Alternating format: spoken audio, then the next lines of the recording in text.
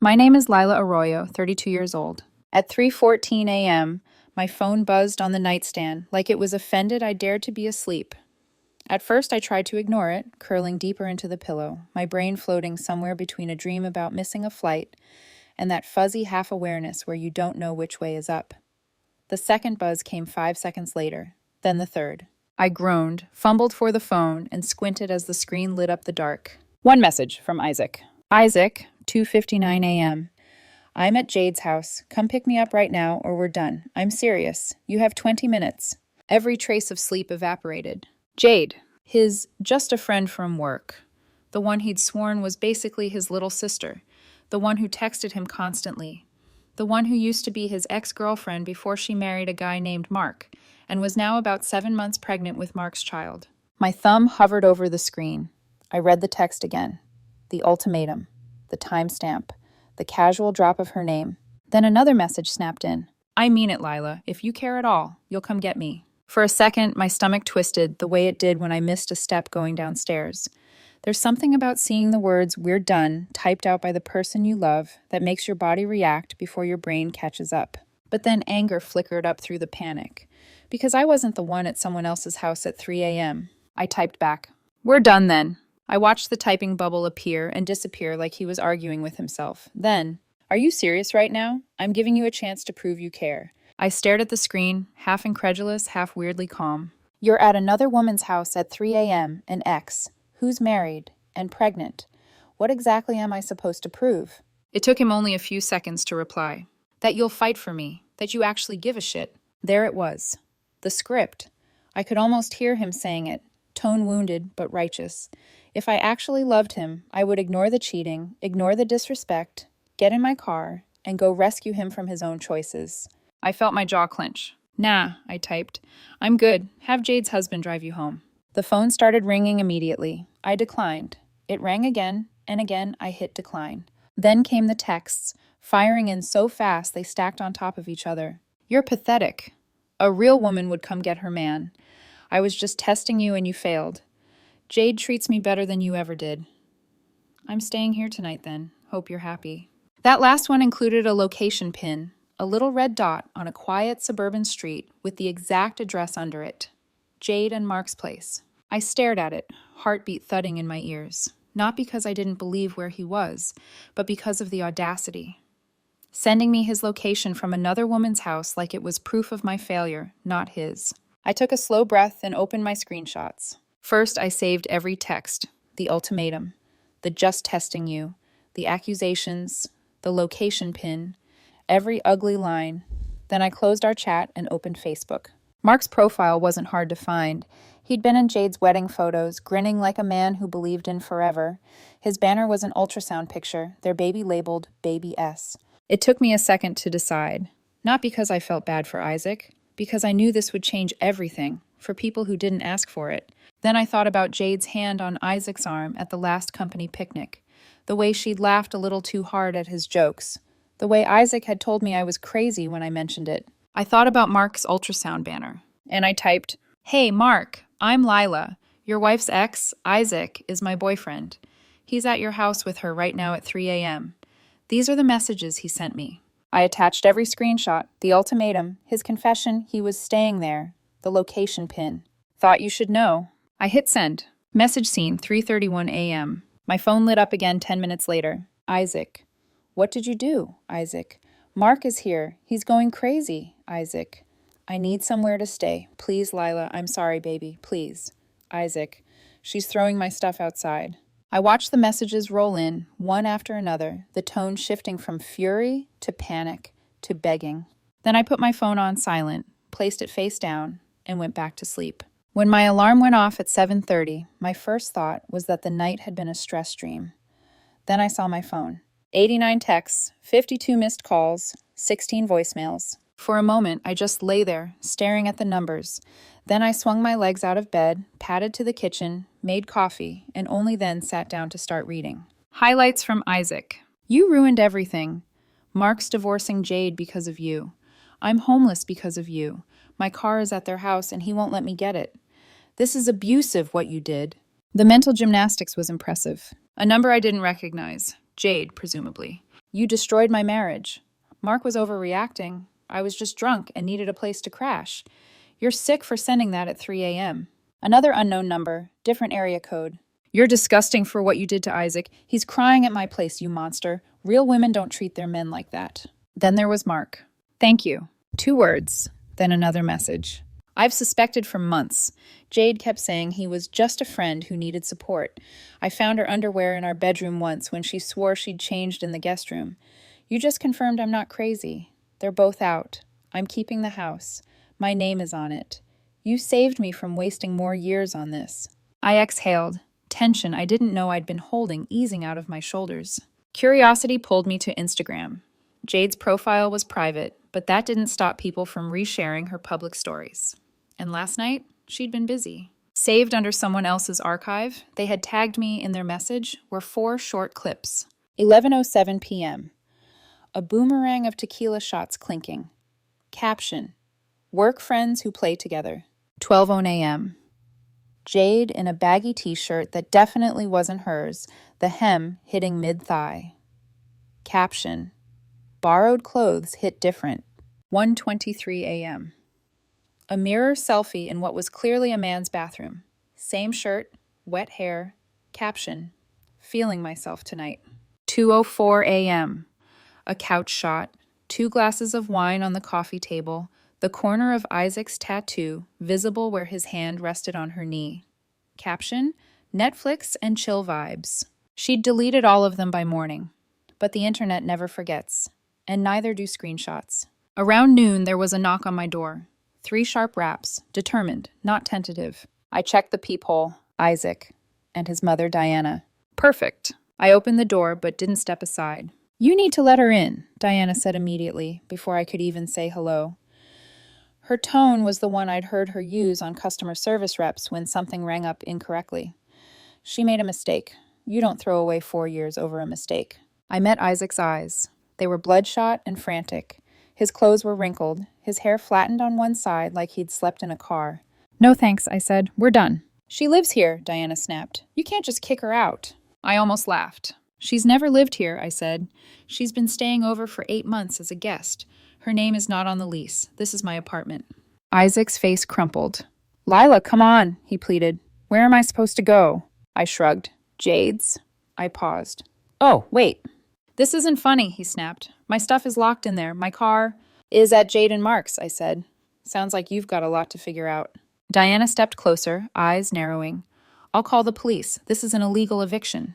Please do, I said. I'll show them the lease with only my name on it and texts proving he has another place to stay. I'm sure they'll be very sympathetic. For the first time, Diana faltered.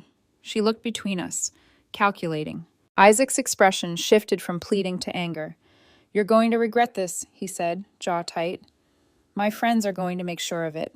I smiled. I doubt that. Then I closed the door. His voice rose on the other side, arguing with his mother, their footsteps receding down the hall. I leaned against the door for a second, heart pounding, not from fear, but from the adrenaline of finally choosing myself. Because in that moment, under the fluorescent hallway light and the echo of his threat, I knew something with cold, clear certainty. I hadn't just ended a relationship, I'd lit a match in a web of lies.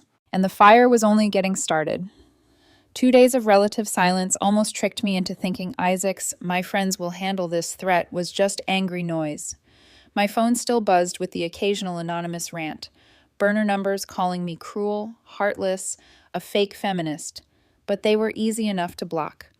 I went to work, did my job, came home, watered my plants, and tried not to picture Isaac living out of a duffel bag wherever someone was still willing to let him crash on a couch. Then, on Thursday, just before lunch, the front desk pinged my office phone. Hey, Lila?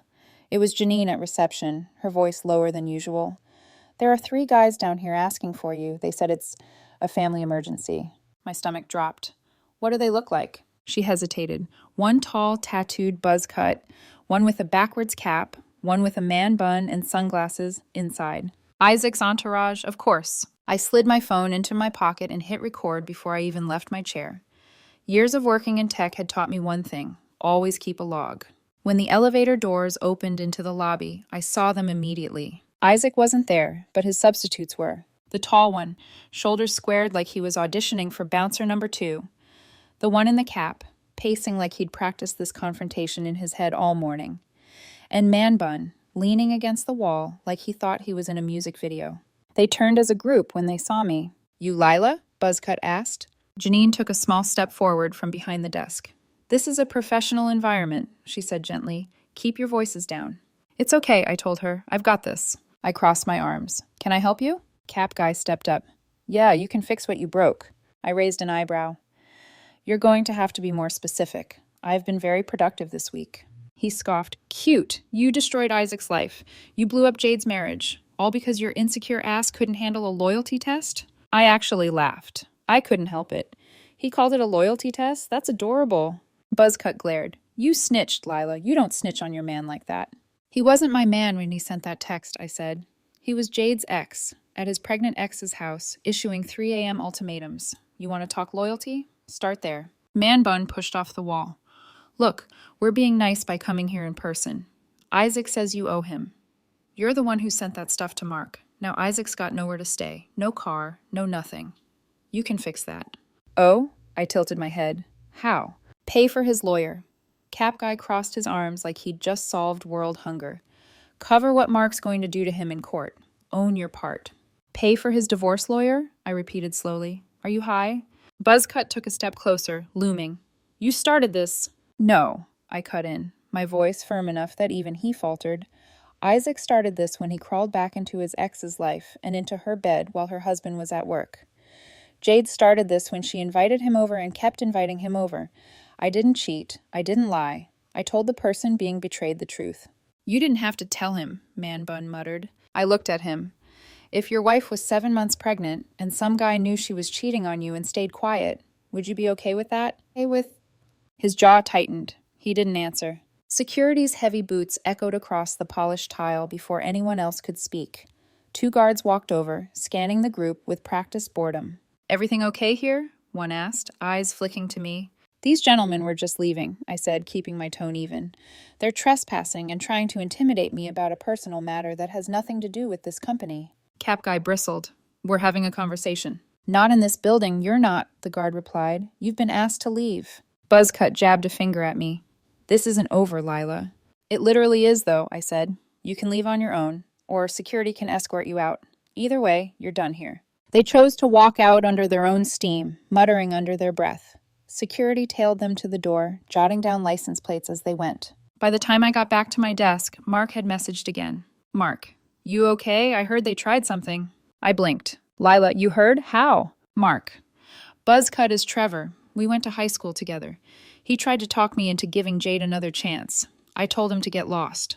I smiled despite everything. Lila, "I'm fine. Your old classmates need better hobbies." A pause. Mark, "Hey, my lawyer needs any screenshots you have from that night.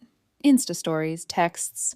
Jade is trying to say it was a one-time emotional mistake. The timeline matters." So I sent them. Every story, every caption, every timestamp.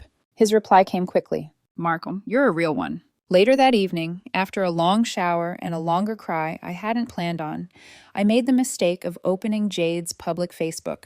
Her new post was a wall of text written like a TED Talk on suffering. She talked about being abandoned in a moment of crisis, about toxic masculinity that punishes women for seeking comfort, and fake friends who weaponize mental health. Nowhere did she mention her husband, or her pregnancy, or Isaac. The comments flooded in. "You deserve better, queen. Men can't handle strong women. Sending love, sis." And then, buried between the heart emojis and stay strong gifts, a single comment. "Didn't you cheat on your husband while he was working night shifts so you could drink with your ex?" I clicked the profile. Some woman I didn't know. Mutual friends with Mark.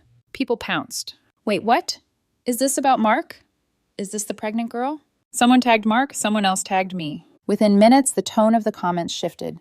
Half the "you go girl" support vanished, replaced by side-eye and "we need more context." Jade deleted the post within an hour, but the internet had already done what it does best. Screen captured it, cropped it, and passed it around like a digital campfire story. The next day, my mom called me laughing so hard she could barely breathe. "Baby," she managed between giggles, "you will not believe who just left my house." I had an idea, but I asked anyway. "Who?" "Jade," my mother said. with a Tupperware of store-bought cookies and a binder. "Oh my God," I muttered. "A binder?" "Yes. She made a whole presentation about why you're abusive and controlling." Mom sounded delighted, like she was describing a particularly ridiculous soap opera. She sat at my kitchen table and went slide by slide. "Lila doesn't communicate. Lila is cold. Lila doesn't understand Isaac." "What did you do?" I asked, dread and amusement wrestling inside me. "I ate the cookies," Mom said. They were decent. And when she finished her little PowerPoint, I said, "Sweetheart, you cheated with a married man while his wife is pregnant. No amount of cookies changes that." I burst out laughing. "You didn't." "I absolutely did. She tried to cry. I told her crying doesn't unsleep with your ex in someone else's house at 3 in the morning. "I love you," I said. "I know," she replied. "That's why I didn't let her leave the Tupperware. We don't reward that kind of behavior." After that, things went from ridiculous to surreal. Isaac and Jade decided to make it official. Their first couple's photo hit Facebook on a Sunday afternoon. Jade in a sundress, Isaac's arm around her, both looking like they were auditioning for a discount romance novel cover. The caption, "Sometimes love finds you in unexpected ways. Hatch no judgment zone." The judgment zone arrived immediately. "Isn't your divorce not even finalized?" Poor Mark. He deserved better. His wife is pregnant. This isn't a cute soft launch, it's a confession. Homewreckers deserve each other. Then came the family. Mark's sister. Trash belongs together, I guess. Mark's mom. Disappointed, but not surprised. Jade's former mother-in-law. "Mark, you will always be my son. Jade, I can't support this." Within 3 hours, the post was gone. But, like everything else, it had already been screenshotted, and as if the universe was tired of subtlety, someone anonymously emailed Jade's love story screenshots to HR at their company with a simple note. "Your employees are in a relationship they never disclosed. Cheating has been happening on company time and property. See attached." By Monday morning, both of them were invited to separate HR meetings. Suspended pending investigation. Isaac called me that night, number blocked, but voice unmistakable. "You got me suspended," he said, voice shaking with anger. "You got yourself suspended," I replied. "Company policy is clear. If you date someone at work, you disclose it, and maybe don't use client dinners as cover." "I need money for a lawyer," he said. "For the divorce, for my job, for everything." "Ask Jade," I said. "Or Mark, or one of the friends who thought it was funny to show up at my office." He went silent for a second. "Jade's broke," he muttered. "Mark froze their accounts." "Tough," I said. "Actions, consequences, etc." "Please," he tried one last time. "I'm sorry, I made a mistake." "No," I corrected him. "You made choices, repeatedly. This isn't one drunk night gone wrong. This is a pattern, and I'm done funding it." I hung up. He didn't call again. But the universe, or maybe just HR and the legal system, wasn't finished with him yet. 2 weeks after HR suspended both of them, the official decisions came down. Isaac was fired. Jade was fired. And the reasons? Even better than the rumors. Isaac had been using company funds to take Jade on client dinners, except the clients were wine glasses, his ego, and Jade's lipstick prints on his collar. He'd also booked conference rooms for their hookups and labeled them as team sinks. HR called it misuse of company property, but the email read more like a politely worded evisceration. Jade, meanwhile, had been falsifying timesheets, clocking in early, then leaving to see Isaac for their late-night rendezvous. Her termination email cited integrity concerns, which was the nicest possible way of saying, "You lied as casually as you breathe." Naturally, both of them tried to blame me. Jade called me first. "You got me fired," she sobbed into the phone, her voice wobbling between rage and self-pity. "You got yourself fired," I said calmly. "You cheated during work hours, Jade. You weren't at a charity event or saving puppies. You were—" I paused, choosing the most diplomatic option. "Occupied." She sniffed loudly. "Do you know how hard this is for me? I'm pregnant. I need stability." "Then you probably shouldn't have blown up your marriage and career for a man who texts women at 3 a.m., I said gently. She hung up. 5 minutes later, Isaac called, again from a blocked number, as if that made him mysterious or intimidating. "You owe me," he said softly, like he was delivering a threat wrapped in silk. "For what?" I asked, leaning back in my chair. "For ruining my job, my reputation, my life, everything." His voice cracked. "I need money for a lawyer." "Isaac," I said, "the last time you needed something from me, it involved me rescuing you from your pregnant ex-girlfriend's house at 3 in the morning. I'm not your safety net." Please, he whispered. I'm desperate. You should have thought about that before you tried to cheat on a pregnant woman with a pregnant woman. He made a strangled sound and hung up. And just when I thought I'd reached the peak of cosmic karma, I was wrong. Because Mark's divorce case hit the courts. And it was nuclear. Mark's divorce lawyer was relentless. Think Pitbull meets tax auditor meets saint with a vengeance streak. Because Jade and Isaac had used marital assets, Mark and Jade's shared credit cards, to fund their affair. Every dinner, every wine bottle, every Uber, every hotel room. That alone tilted the divorce sharply in Mark's favor. But the Monaco of this timeline, the real jackpot? Mark had Jade and Isaac selfies with timestamps on nights she'd claimed to be working late. He had my screenshots. He had Jade's drunken stories. He had Isaac's texts admitting everything. On the day of the hearing, Jade showed up looking like a ghost. Puffy eyes, wrinkled dress, hair tied with a scrunchie that said, I haven't slept since 2010. Mark looked calm, collected, done. And the judge? The judge looked like someone who'd seen enough homewrecker cases to write a book.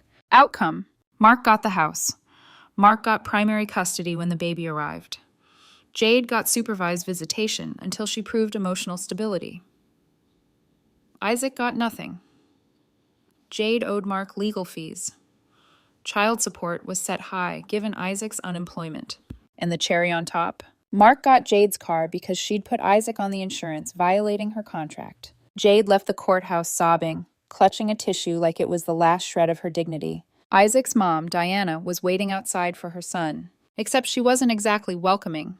You're moving in with me, she snapped at Isaac. And you're coming to church. Pastor Jim wants to talk to you about repentance. Perfect. Bible study for adulterers. Diana dragged him to every Sunday service afterward. At prayer request time, she'd stand up and announce, Please pray for my son Isaac, who fell to temptation and destroyed a family. He had to stand there while the congregation murmured, Bless his heart, which is church speak for, what an idiot. But Jade's freefall wasn't over. Her landlord discovered she hadn't been living in her apartment for months. She'd practically moved into my place, without being on the lease, and had been staying with Isaac as well. That's an automatic violation. She got a 30-day notice to vacate. With no job, no savings, no apartment, and no transportation, she'd sold her car months ago, telling Isaac, We don't need 2 cars, babe. She bounced from couch to couch. Eventually, even her enabling friends got tired of her drama. Until finally, in the most Jade way possible, she tried one last manipulation. She showed up at my door holding a pregnancy test. A positive pregnancy test. Lila, she whispered dramatically, I'm pregnant, and it's yours. I mean, Isaac's. Uh-huh, I said, let's see it. She handed it over. I pulled out my phone, opened Google Lens, and scanned the test. The exact same pregnancy test photo popped up on Pinterest from a 2019 Creative Announcement Ideas board. I held up the screen. Really? I asked. Pinterest? Jade's face went beet red. She snatched the test back so fast she nearly dropped it, then ran down the hallway like a raccoon caught stealing someone's bagel. I laughed for a full minute.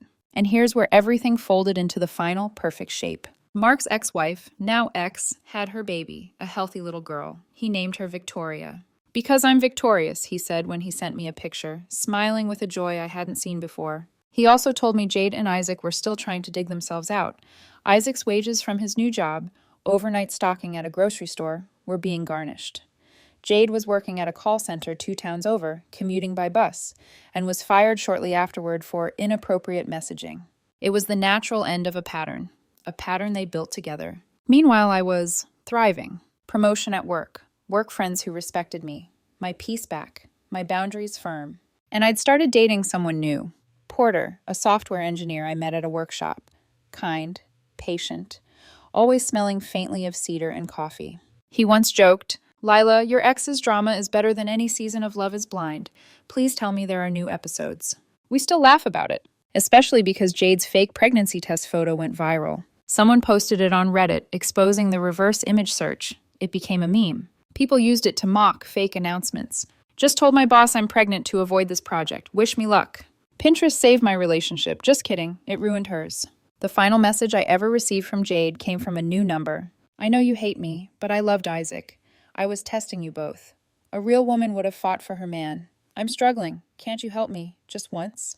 I replied, A real woman doesn't show up at another man's house at 3 a.m. for a loyalty test. No, stop contacting me. Then I blocked her. Isaac tried once after that with a sob story that started with, "Hey stranger," and ended with, "Can I crash with you for a few days?" Blocked. Now, my life is stable, quiet, mine. And Jade and Isaac? Their punchlines in group chats, sermons, and local memes. Everything came full circle, and I didn't have to lift a finger.